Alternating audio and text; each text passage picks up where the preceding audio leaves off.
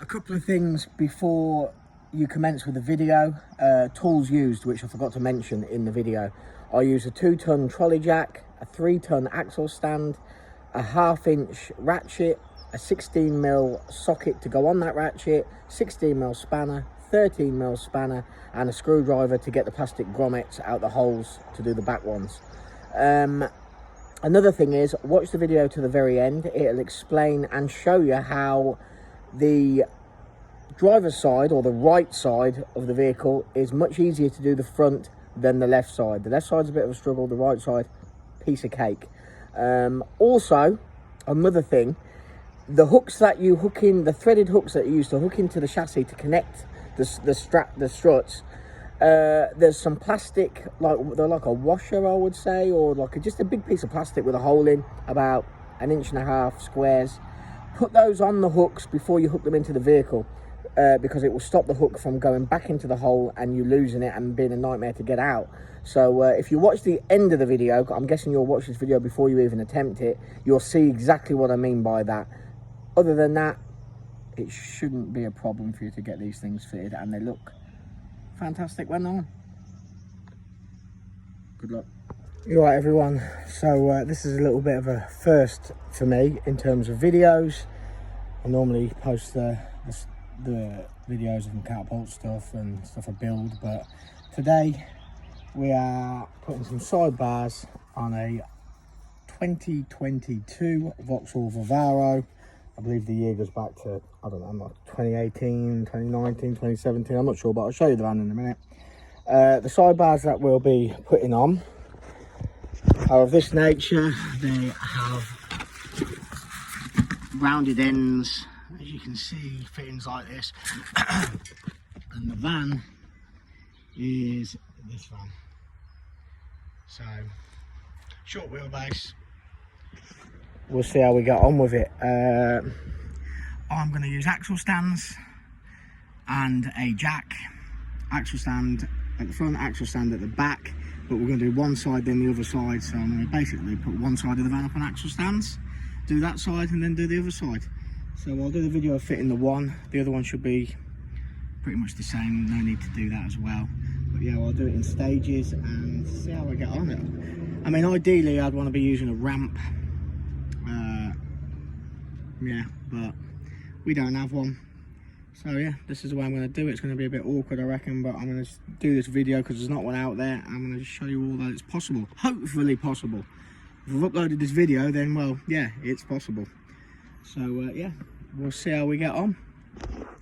Right, so we'll do a quick video on the bolts. I've got everything all laid all out. These ones at the top are the fixing bolts to put the bars on the brackets. These bolts here, it doesn't say nothing about where they're supposed to go, but I'm guessing they're for the front bracket for this bit here. So we'll sort that out once I've got this attached to the vehicle. It's easy to find out which brackets are for which side. They've got LF and LR on them, so that's all sorted. This was the bit I was a bit unsure about, whether these little ones go on the front brackets or the back brackets. Turns out, I've looked on the instruction, from what I can see and what I can make out, the smaller bracket, well, these smaller little things here are for the front brackets. The big ones are for the rear brackets. So other than that, yeah, let's get it jacked up and let's have a little look under there and see what we can do. Alright, so I'm currently under the vehicle, trying to see if you can see what I can see. If you look there, there's a little hole. It's hard for me to hold this phone because I've not got much space, but there is a hole there on the side of there. You can just about see the shadow long out of it there. I'm pointing it right at it. The phone won't focus. This is a fucking nightmare.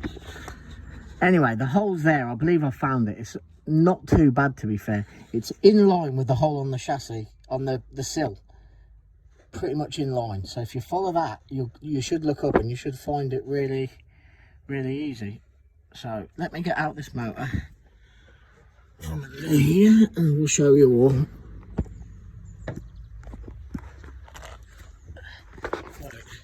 So what's going on here?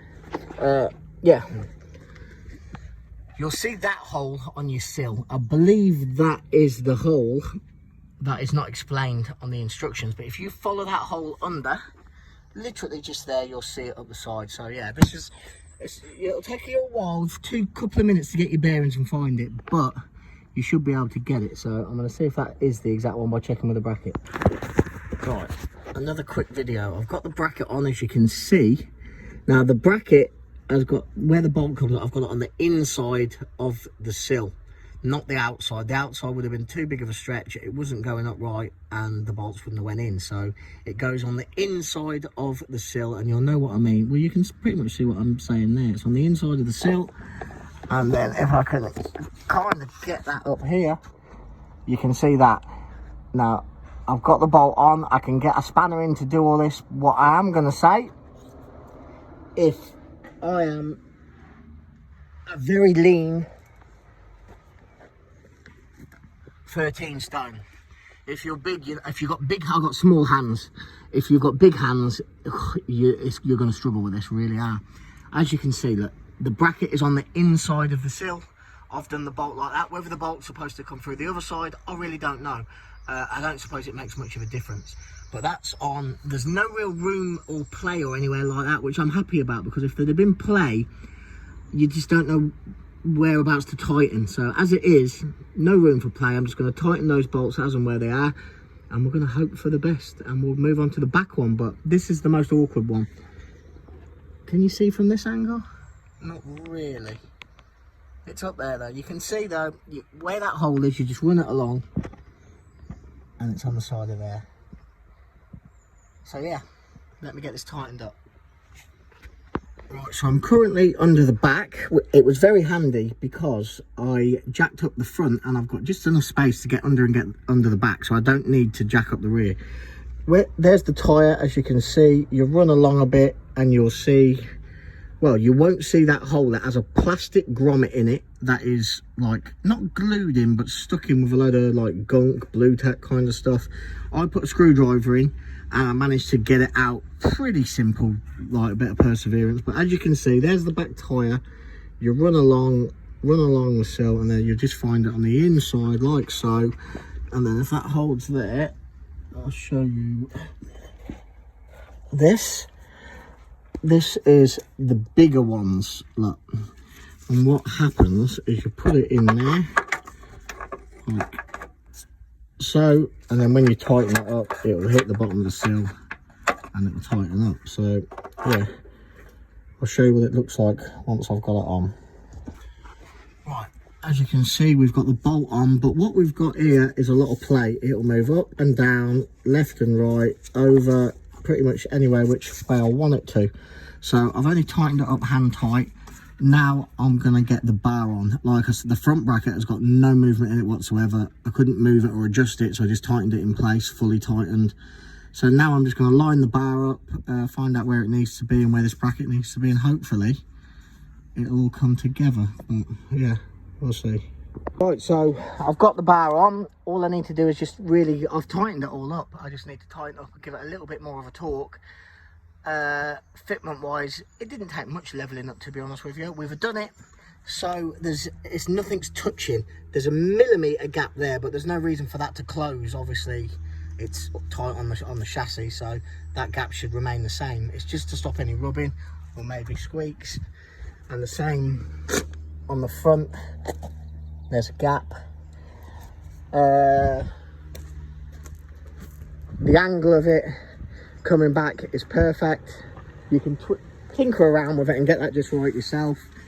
What we have found is it's a little bit further in at the front than the back. The back is slightly further out. I can't put the back one in any further to match the front, but I could pull the front out slightly to match the back. But we've left it in because when you're getting in and out your trouser legs and stuff like that for dirt on the bar, and it's a minimal amount. It would probably be 2 millimeters at the very most. So we're happy with the way that fits. We're absolutely over the moon. So a little bit of fiddling around, probably an hour to get that bar on, but we did it. I did it with that axle stand. The back one's quite simple. The front one is a nightmare to get the bolt in, but once you've got it in, there's zero play on it. There's play on the back one, but you just line it up to the front one. So yeah, I'd say a couple of hours work to fit them, and you need to be slender and have small hands. Putting it on a ramp, I don't suppose would make it'd make it more comfortable on a ramp in terms of having to lay down and get underneath it, but it won't make putting the bolt in any easier. You still need small hands to put the bolt in. So yeah, it's done, and we're really happy with how the bad boy van's looking. This van's got a good few bits and bobs extras on it.